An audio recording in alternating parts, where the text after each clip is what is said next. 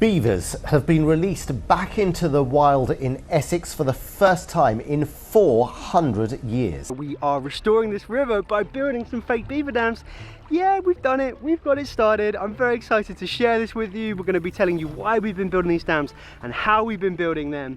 Beaver dam analogs are really cool. They're low-tech and relatively low-cost stream restoration tools. But Congressman Graves says without trapping nutria, areas like this are at risk. In a dying river in the high desert of eastern Oregon, a team of researchers drove 76 fake dams into the gravel and then stepped back to watch. The dams weren't meant to fix the river. They were bait, a test to see what the handful of beavers already trapped in that water would do the moment they found them. And what those beavers built after finding those fake dams is incredible.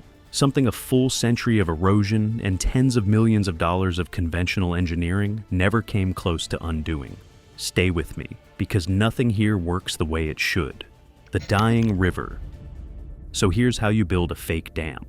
You walk down into the bed of a shrinking creek with a handheld hydraulic pounder, and you drive wooden posts straight down into the gravel, one after another, in a line that runs the whole width of the channel. Then you take freshly cut willow branches and weave them between the posts, horizontally, like a wicker fence. Now that the BDA is in, it's been able to back up water, spread water out across this kind of inset floodplain area. And you pack wet mud against the upstream face until the current slows and water starts to pool behind it. One down, then the next.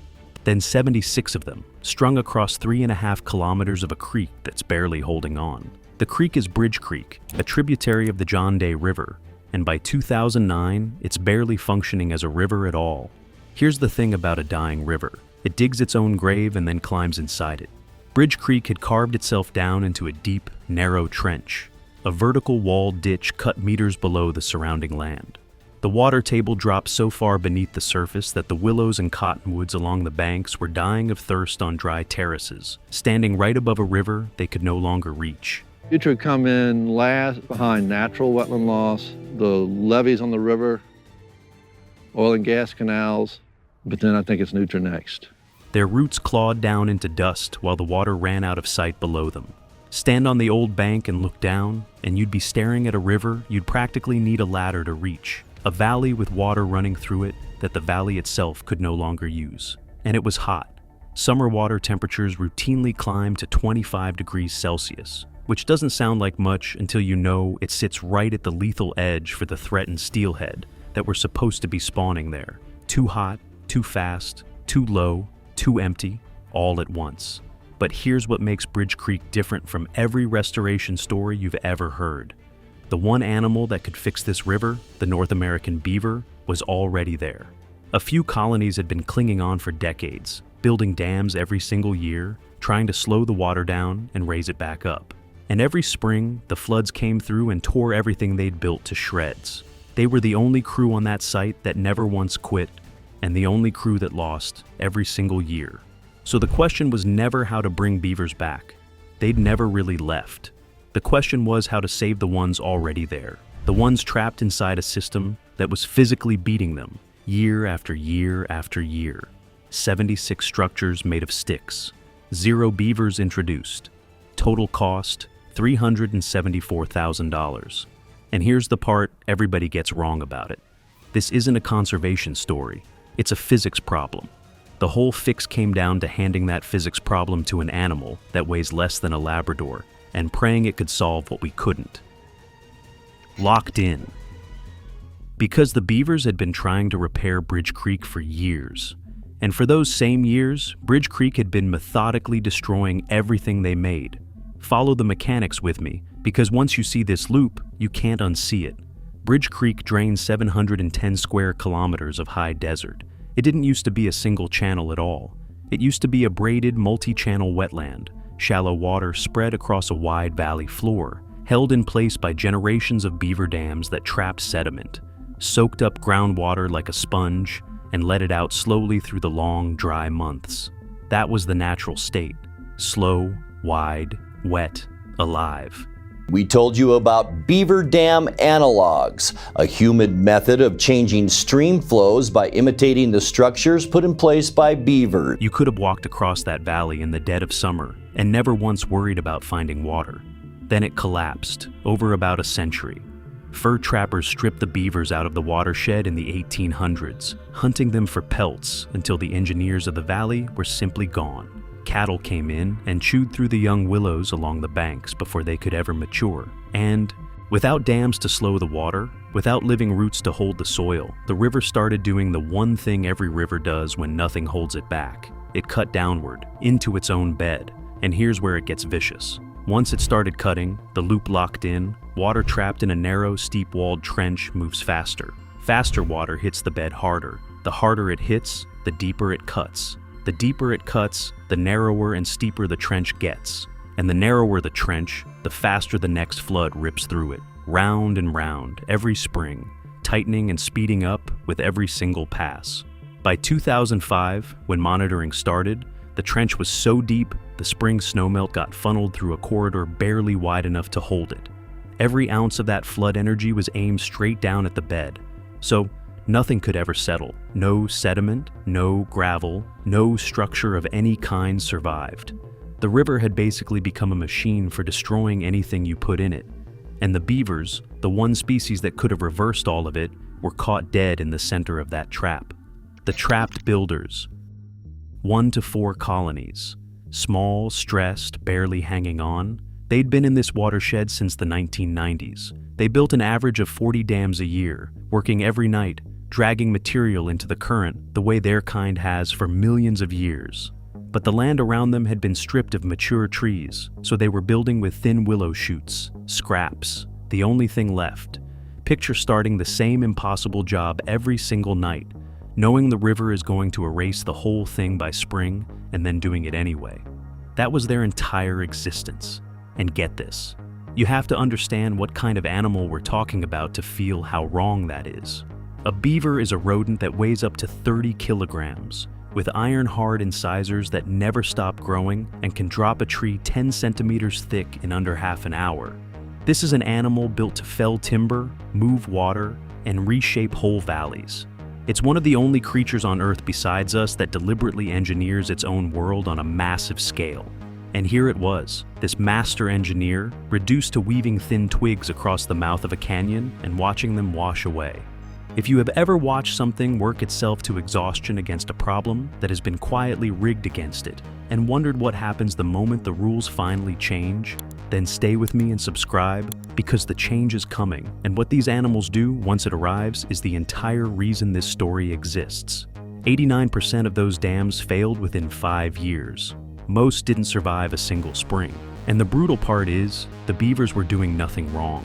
They were doing exactly what beavers do, flawlessly, with the same instincts that built wetlands across a whole continent.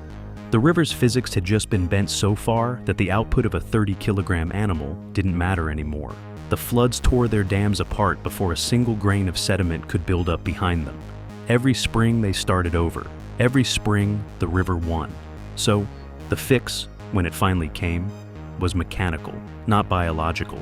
Nick Bowes and Nick Weber, working with Michael Pollack from NOAA and Joseph Wheaton out of Utah State, had stood at that creek and seen exactly what everyone else saw, a habitat problem, and then reframed it as something colder and simpler, a physics problem with a builder already living on site. They weren't trying to bring in a new animal. The builder was already there, already willing, already trying. They just had to change the physics barely, just enough to let it finally win. The wrong wall. And to get why their fix worked, you first have to get why every normal fix fails. Traditional stream restoration is built on one idea: stop the water, concrete weirs, anchored log jams, boulders trucked in and dropped by machines, rigid barriers meant to hold the line and force the river to behave. And on paper, that makes total sense. You've got a problem with water, so you build something strong enough to stop the water. The trouble is, the river never reads your blueprints. Here's the fatal flaw in holding the line. When a flood slams into a rigid wall, the energy in that water doesn't vanish, because energy never just vanishes. It has to go somewhere. So it concentrates, right at the points where the structure is strongest. It piles against the base, it claws at the edges, it scours and undercuts and hunts for a weak spot. And a flood has all the force and all the time in the world.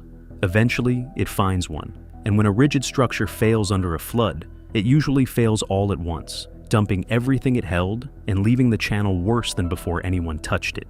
They're mimicking beaver dams, adding more than 100 of these along Soda Creek in order to keep the flow of water going. The fake dams did the exact opposite, and that's the whole game. The woven willow lattice was semi-porous on purpose. It was never meant to stop the water. At low flows, water just leaked slowly through the weave. During a flood, it rose up, spilled over the crest, and kept going downstream. Nothing for the current to grab, nothing rigid to lever against, nothing to undercut. The posts, driven deep, about 8 centimeters thick, spaced roughly 1/3 of a meter apart, gave the willow just enough grip to hold its shape through that one narrow window in spring when natural beaver dams had always been destroyed. So the structure didn't fight the river. It took the hit, bent, and let the current pass through and over it. That single decision, porous instead of solid, flexible instead of rigid, is the difference between everything that came before on this creek and everything that was about to happen next. Starter skeletons. Because that's what those 76 structures really were. Not dams, starter skeletons. Semi-porous frames built to do one small, specific job. Survive a single spring flood, and in surviving, hand the beavers a foundation they could build on. A foundation that lasted one season longer than anything the beavers had ever managed alone. That was the whole ambition. One extra season. Not a finished river, not a fix. Just a head start that didn't wash away by April. They went in during September of 2009 across 4 separate treatment reaches. And what looked on paper like a steelhead recovery experiment was really something much stranger and bolder underneath. Could you restart an entire river system, undo a full century of compounding damage, just by handing a few trapped animals a head start? A scaffold. A foundation that outlasted the flood by one decisive season. Within months, the creek started behaving differently. The frames slowed the water. They forced it to spread and pool where it had only ever raced. And the suspended sediment, all that silt and sand that had been tearing uselessly through the trench for decades, started dropping out of the slowing water and settling onto the bed. And then the part no engineer could ever build happened on its own. Roughly 1/4 of the structures had beavers in them by the end of that first season. The animals found the pooling water. They recognized the signal, that low, deep sound of slow water against a structure, the thing that trips something ancient in a beaver, and they started weaving their own material into the human-made frames, reinforcing them, raising them, claiming them. The partnership had begun, even though only one side of it knew there was a partnership at all. Nobody taught the beavers to do this. Nobody could have. They just felt the water go slow and deep, and an instinct older than the species took over. The first flood. Then came the real test. The first spring flood of 2010. The exact event that had been destroying natural beaver dams on this creek every spring for decades. Same water, same force, same season that had beaten the beavers every year of their lives. They have to be unalived, and it's the only way to protect our environment. This was the moment the whole thing lived or died. The starter dams held. The water passed through the lattice and spilled over the crest instead of slamming into a wall and ripping it open from the base. Most structures came through completely intact. The few that breached only at the edges, and the beavers patched them within days because now, for the first time, they had a reason to and a foundation to do it from. They weren't starting from zero every spring anymore. They were defending something that worked. And once a beaver is defending a working dam instead of mourning a washed out one, you've changed the entire animal. And get this. Because the structures survived, the floodwater did something it hadn't done on Bridge Creek in a generation. It dropped its sediment behind the dams instead of carrying it off. The bed started to rise. Not by inches a century anymore, the way nature does it. Fast. Monitoring wells in the surrounding ground, recorded the water table climbing 1 to 3 feet, straight up, across the treatment reaches. Think about how strange that is. The flood, the same force that had spent decades hollowing this place out, was now filling it back in. That's the hinge the whole story turns on. For the first time in decades, water was rising back into the root zones of the plants that had been dying of thirst on the terraces above. The willows drank. After years of clawing at dry dirt, they hit water again. And they did the only thing they know how to do. They threw out new shoots, fresh green, fast-growing willow, which became the first decent building material the Beavers had seen in a generation. So, look at what just quietly assembled itself. 30-kilogram animals that had spent years building disposable dams out of scraps suddenly had real foundations that survived floods, and fresh willow on the banks to build with. Willow the rising water itself had brought back. The river was now feeding the very animals rebuilding the river. The question stopped being whether sticks could survive a spring. It became something far bigger. Could an animal that weighs less than a Labrador reverse a century of erosion that no amount of concrete had ever touched? The engine wakes. The team kept installing structures from 2010 through 2012, stacking new frames on top of the ones already buried under fresh sediment, raising the working water level higher with every layer. By 2012, 121 fake dams were running across the watershed. The intervention was scaling, but it was about to stop being the point entirely. Then came 2013, and the one number that changed everything. Survey crews walked the whole length of Bridge Creek and counted every dam they could find, human-made and natural. It would come in last behind natural wetland loss, the levees on the river, oil and gas canals, but then I think it's Nutra next.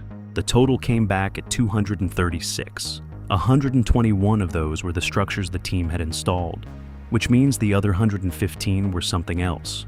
Completely independent beaver dams, built by an expanding population with zero human help, in places the team had never touched and never planned to.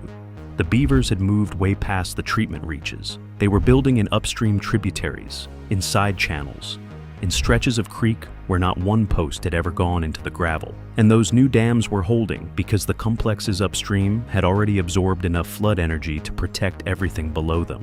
Each dam made the next one a little easier to build, a little likelier to survive. The Beavers had started doing the team's job for them and then blown right past it. 236 dams, up from an average of 40 that barely lasted a year. The engine was now running entirely on its own. It didn't need us anymore. The wetted surface area of the stream went up by as much as 203% as water finally climbed out of the trench and spread back across the floodplain it had abandoned a century before, more than tripled.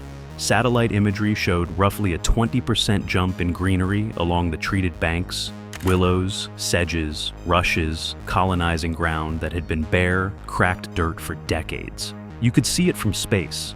The valley was going green from the water up, and it was doing it on its own clock now. But then the monitoring data turned up something nobody had planned for, a disaster everybody expected that simply refused to show up. And the reason it refused changed what this entire project really was: cold water rising. Every model predicted the same catastrophe, and the logic seemed airtight. Slow a river down, spread it into wide, shallow ponds, expose all that surface to the high desert sun, and the water should heat up. Hotter water holds less oxygen. Less oxygen means dead fish. By every conventional expectation, these beaver ponds should have cooked the very steelhead the project was trying to save. The data, published in 2017, showed the exact opposite. Daily maximum summer temperatures in the beaver-dammed reaches actually dropped by as much as 2.5 degrees Celsius. The river got colder, and inside the dam complexes, sensors caught something even weirder. More than 8 degrees of variation across tiny distances. Pockets of genuinely cold water sitting meters from warmer pools. A fine patchwork of temperatures the fish could move through at will, picking exactly the water they needed. Here's the mechanism, and honestly, it's one of the most elegant things in nature. The sheer weight of all that water pooled behind hundreds of dams was pressing down, forcing warm surface water through the porous gravel of the bed and into the shallow layer underneath the river. Down there, insulated from the sun, it gave up its heat to the cool earth. Then, hundreds of meters downstream, it seeped back up as cold springs. Warm water pushed down, cold water rising back up. The whole streambed had turned into a giant radiator running in reverse, and nobody had drawn a single plan for it. The Beavers had built, with no idea what they were doing, on nothing but the blind instinct to dam moving water, an underground cooling system. And that's the moment this quietly stopped being a habitat project. drive some posts, help the beavers, see if the fish respond. That was the plan. What they'd actually built was climate adaptation infrastructure, a river regulating its own temperature against exactly the kind of warming the interior West is staring down for decades to come, which left just one fear standing: the fish return. That hundreds of dams, however clever, would simply wall the steelhead off from the spawning grounds upstream. Before the fake dams went in, 92% of tag spawning fish made it up the stream. After more than 200 dams went in, that number was just over 93%. The dams didn't block the fish. They did the reverse. The structures created side channels, spillways, and deep plunge pools below each crest. And the adult fish used those pools as rest stops, gathering strength before pushing over or through to the next stretch. Passage didn't just hold. It improved because the beavers had given the fish more ways through, not fewer. And the fish that made it arrived at a river that looked nothing like the scoured trench of a decade earlier. They arrived in a wetland, deep cold pools, slow side channels, overhanging willow, clouds of drifting insects, gravel clean enough to lay eggs in, a nursery where there used to be a drain pipe. Everything a young fish needs to survive its first year in a stretch of river that a decade earlier had nothing to offer but heat and speed. The population numbers, published in 2016 after 8 straight years of monitoring, are almost hard to believe. Measured against untreated control reaches of the same creek, a 52% jump in juvenile survival, a 168% increase in fish density and abundance, a 175% increase in total biomass, which is the one that really lands, because it means the young fish weren't just more numerous, they were growing bigger and faster in all that rich new habitat. It still stands as the single largest documented improvement in threatened steelhead productivity from any habitat restoration project in the entire Columbia River Basin. Not one of the largest. And it raises a question that should genuinely bother you: what it proved. Those original 76 starter dams are rotting back into the creek now. That was always the plan. They were never meant to last. The beavers replaced them years ago and just kept building. New dams, new canals, new ground flooded every year. No construction crews, no more money. And the money is the part that should stop you cold. The total human intervention on Bridge Creek cost $374,000. A traditional engineered restoration of that same stretch would have run somewhere between $3.4 million and $34 million, up to 100 times more. And unlike the living system, the engineered version would have started falling apart the second the last machine drove off, needing repairs forever. The method's been adopted right across the American West since: Colorado, Utah, Idaho, Nevada, California. Federal agencies have moved to fast-track the permitting just to scale it, because the results are too good and too cheap to ignore. And the principle it proved isn't complicated, even though it took a full decade of hard data to make it undeniable. Sometimes the best engineering isn't what you build. It's giving the right builder a foothold that lasts one extra season. Because Bridge Creek didn't prove beavers are useful. We've known that for centuries. It proves something sharper, something we need right now. A system locked in a destructive loop can be broken out of it with a fix so cheap and so simple, it barely counts as construction, as long as the engine on the other side of the lock is ready to take over the second the door opens.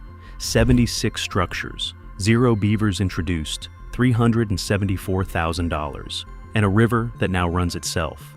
If this is the kind of engineering that fascinates you, broken landscapes and the quiet, overlooked mechanisms that bring them back, then subscribe and stay close, because there are far stranger fixes than this one still coming. And before you go, tell me this down in the comments. If a 30-kilogram rodent can out-engineer $34 million of concrete, what else have we been building completely wrong this entire time?